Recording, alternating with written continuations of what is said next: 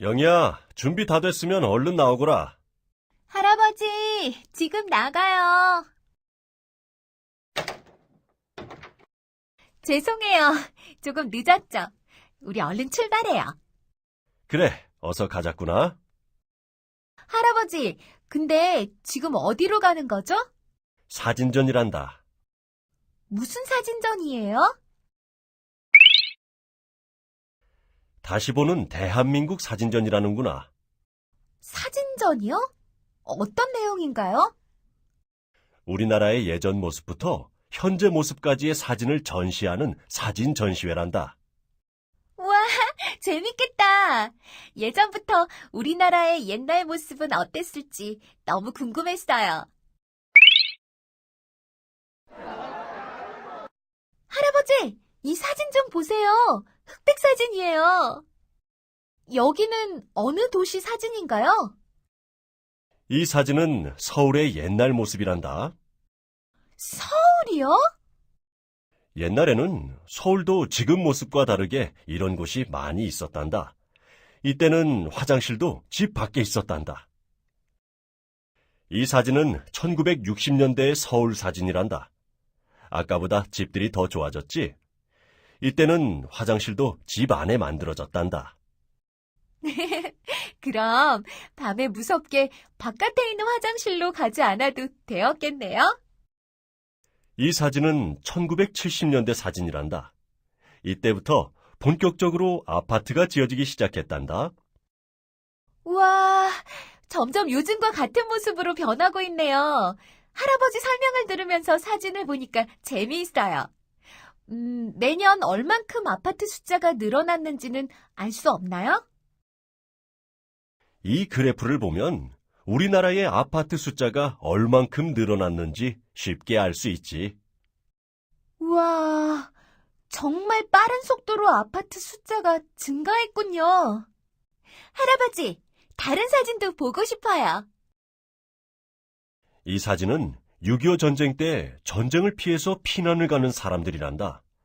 할아버지도 사진처럼 저렇게 피난을 갔었지. 할아버지께서도 피난을 가셨어요? 그럼 갔었지. 여러 날을 걸어서 부산까지 갔었단다. 사진 속에 주저앉아 쉬고 있는 아저씨를 보니까 피난이 많이 힘들었겠다는 생각이 들어요. 영희야, 이 사진을 보자꾸나. 이 사진은 6.25 전쟁으로 파괴된 서울의 모습이란다. 건물이 대부분 무너져 있어요. 전쟁 때문에 우리나라의 많은 건물과 공장, 다리가 파괴되었단다.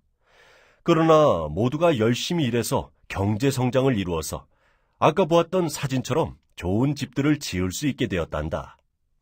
전쟁이란 정말 무서운 것이군요. 우리나라에 다시는 전쟁이 일어나지 않았으면 좋겠어요. 내가 다니고 있는 학교가 어떻게 변했을지도 궁금해요. 이 사진은 무슨 사진인가요? 학생들이 무언가를 먹고 있어요. 교실에서 점심 도시락을 먹고 있는 중이구나. 점심 도시락을 교실에서 먹었어요? 맛있긴 하겠지만 매일 도시락을 가져가려면 힘들었겠어요. 가져가는 아이들도 힘들었지만 매일 도시락을 싸주는 어머니들이 더 힘들었단다. 영희야, 이 사진을 볼까? 이 사진은 옛날 교실의 모습이란다. 교실에 난로가 있어요. 난로 위에 도시락을 올려서 따뜻하게 데워 먹기도 했었지. 요즘은 급식을 하니까 저희들이 매일 따뜻한 밥을 먹을 수 있는 거군요. 할아버지, 오늘 너무 재미있었어요. 다음에 또 데려가 주세요. 우리 손녀딸이 재미있어 했다니 다행이구나.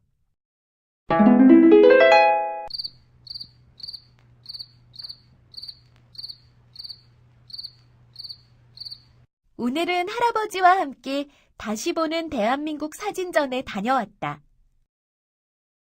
가난했던 우리나라의 옛날 사진을 직접 보니 지금 우리나라가 얼마나 발전했는지 느낄 수 있었다. 그런데 사진전을 다녀와서 궁금한 점이 하나 생겼다. 어떻게 우리나라는 지금과 같은 경제 성장을 이루어낸 것일까? 내일 선생님께 꼭 물어봐야겠다.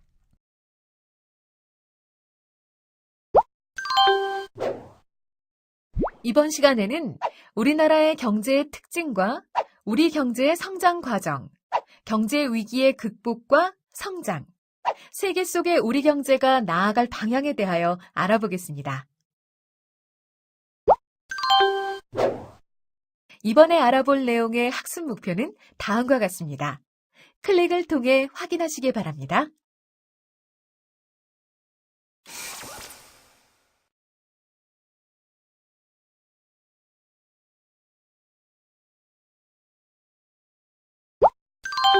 먼저 우리나라 경제의 특징을 살펴보겠습니다. 우리 주변의 경제 활동의 모습을 살펴보면 자신의 능력과 의사에 따라 자유롭게 직업을 선택하고 소득을 얻습니다. 한국고용정보원이 펴낸 한국직업사전에 오른 직업 명칭 수도 1969년 3,260개에서 2003년 12,306개로 34년 만에 4배 가까이 증가했습니다. 앞으로도 보다 많은 새로운 직업이 추가될 것으로 전망됩니다. 또한 우리나라에는 소득을 어떤 곳에 소비하고 저축을 얼만큼 할 것인지를 스스로 결정할 자유가 있습니다. 사람들은 자신이 원하는 것을 얻기 위해서 서로 경쟁하면서 경제 생활을 해나갑니다. 일자리를 얻기 위해 경쟁하며 물건을 팔기 위해 경매를 통해 경쟁합니다. 기업들은 더 많은 이윤을 얻기 위해 경쟁하며 우수한 인재를 뽑기 위해 경쟁을 하기도 합니다. 이렇게 개인과 기업들이 경제적 자유를 누리면서 자신의 이익을 위해 경쟁하는 것이 우리 경제의 주요한 특징입니다. 그러한 경쟁의 유형에는 여러 가지가 있습니다. 클릭을 통해 확인하세요.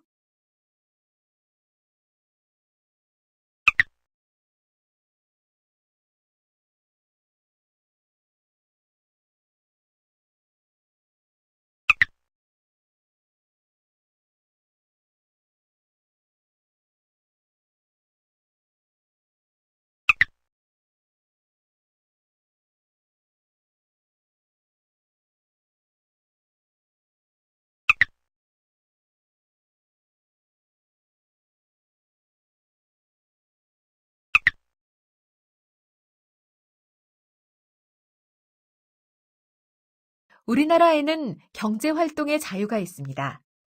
하지만 경제적 자유를 잘못 누리면 여러 가지 피해가 생길 수 있는데요.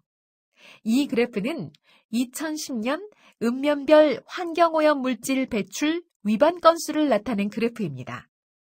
폐수 처리 비용을 줄이기 위해 오염 물질을 몰래 방출한다면 인근 주민들이 환경오염으로 고통을 받게 될 수 있습니다. 이 그래프는 공정거래위원회에서 부과한 과징금 그래프입니다. 역대 상위 5가지 과징금 중에서 가격 담합이 4항목이나 차지하고 있습니다. 생산자나 판매자끼리 서로 합의하여 가격을 올린다면 소비자는 물건을 비싸게 사야 하므로 금전적 손해를 입게 됩니다. 이 그래프는 2010년 화장품 허위 과장 광고 적발 건수를 나타낸 그래프입니다. 허위 과장 광고를 하면 소비자들이 잘못된 물건을 사게 되어 금전적 손해를 입을 수 있습니다. 다음은 우리나라의 불량식품 신고 건수를 나타낸 그래프입니다. 인체에 유해한 값싼 재료를 사용하여 물건을 만들면 소비자들의 건강이 위협받게 됩니다. 그렇다면 경제활동을 하는데 자유가 없다면 어떻게 될까요? 누군가의 강요에 의해 내가 하기 싫은 일을 하게 된다면 일을 더 잘할 수 없을 것입니다. 이를 방지하기 위해 정부는 여러 가지 법과 제도를 마련하여 개인과 기업이 서로 경쟁하면서 자유롭게 활동할 수 있도록 보장합니다. 대표적으로 공정거래위원회가 있습니다. 공정거래위원회에서는 심의를 통해 공정하고 자유로운 경쟁과 거래가 이루어지도록 여러 가지 규칙과 질서를 만들고 기업들이 그러한 규칙을 잘 지키는지 감시하는 국가기관입니다. 다음은 우리나라의 경제 성장 과정에 대한 내용을 알아보겠습니다. 그래프를 보시죠. 이 그래프는 대표적인 경제 지표인 1인당 국민소득입니다. 보시다시피 놀라운 성장을 기록했는데요. 약 50년간 2,000배에 달하는 고속 성장이었습니다. 그렇다면 우리가 이렇게 고속 성장할 수 있었던 이유는 과연 무엇일까요? 이 그래프는 전 세계 무역량의 변화를 나타낸 그래프입니다. 정보통신 기술과 수송 기술의 발달은 국가와 국가를 보다 가까워지게 만들었습니다. 1990년과 2008년을 비교해보면 약 5배 정도 급증한 것을 알 수 있습니다. 전 세계적인 경기의 호황으로 우리나라 역시 수출입액이 큰 폭으로 급증했는데 이것이 우리나라의 경제가 성장할 수 있었던 첫 번째 이유입니다. 우리나라의 2008년도 수출액은 1980년보다 약 24.1배가 늘어났습니다. 2008년도 수입액은 1990년도보다 약 3,652억 달러가 늘어났습니다. 2000년도에는 처음으로 수출액이 수입액보다 많아졌습니다. 인구의 증가가 그 두 번째 이유입니다. 1400년 전으로 태종실록에 기록된 조선 초기의 인구가 약 18만 호, 그러니까 100만이 채 되지 않는 정도였는데요. 의학기술의 발전과 더불어 1925년부터 2005년까지의 80년 동안 약 1600만 명에서 5천만 명이 되어 빠른 속도로 인구가 증가한 것을 볼 수 있습니다. 인구의 증가는 경제활동 인구의 증가와 더불어 구매 수요자가 증가하여 경제에 큰 영향을 주게 됩니다. 세 번째 이유로는 산업구조의 변화가 있습니다. 산업구조의 변화 과정을 한번 살펴보겠습니다. 먼저 1960년대를 보시죠. 1960년대에는 섬유산업이 발달했고 시멘트, 비료, 정유공장이 건설되었습니다. 1970년대에는 석유화학, 조선, 전자, 제철 산업이 발달하기 시작했습니다. 1980년대에는 정밀기계, 자동차 산업이 발달했습니다. 1990년대에는 컴퓨터, 반도체, 정보통신 산업이 발달했습니다. 이 그래프를 보시면 농수산업의 비중이 점차 적어지고 제조업과 서비스업의 비중이 크게 높아진 것을 알 수 있습니다. 농수산업에 비해 생산성과 부가가치가 높은 2차, 3차 산업으로 산업 구조가 변화하면서 우리나라의 경제도 아울러 크게 성장하였습니다. 다음은 우리나라 경제의 위기 극복과 성장에 대한 내용입니다. 우리나라가 일제시대와 전쟁을 겪었고 경제가 빠르게 성장한 만큼 안팎으로 여러 가지 위기가 있었습니다. 1950년에 일어난 6.25 전쟁은 도로와 다리, 공장 등의 기초시설을 대부분 파괴시켜 해방 직후 어려웠던 우리나라 경제에 큰 시련을 가져다 주었습니다.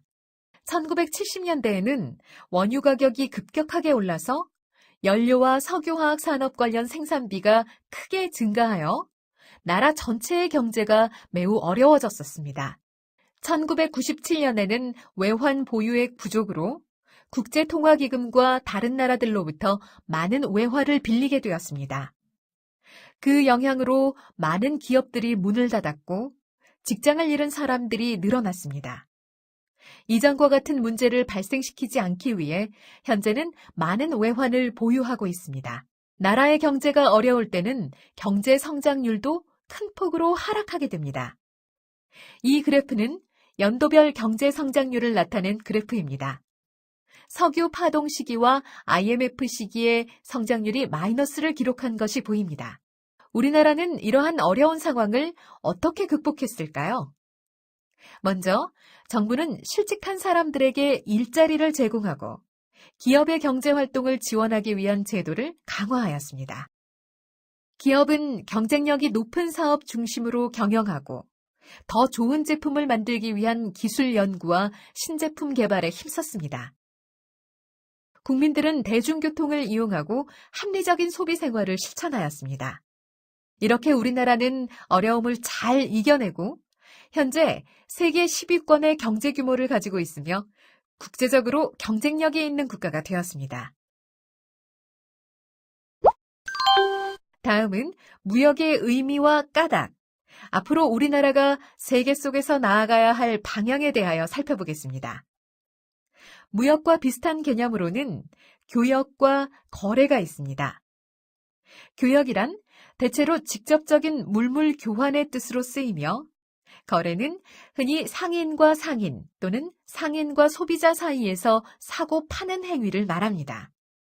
무역은 국가와 국가 사이에서 화폐를 통해 이루어지는 재화나 서비스의 이동을 말합니다. 그렇다면 무역이 이루어지는 이유는 무엇일까요?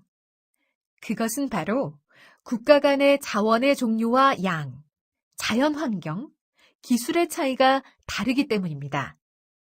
예를 들어 사우디아라비아에서는 원유를 우리나라에 수출하지만 우리나라에서는 원유로 가전제품을 만들어 사우디아라비아에 수출함으로써 서로의 경제가 성장하는 데 도움이 됩니다. 우리나라에서 생산되는 원자재가 적어 원자재 수입이 전체 수입의 절반 이상을 차지합니다.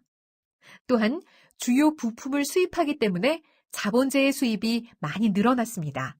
이 그래프를 보시면 소비재의 수입에서 원자재 수입으로의 변화를 확실히 알 수 있습니다.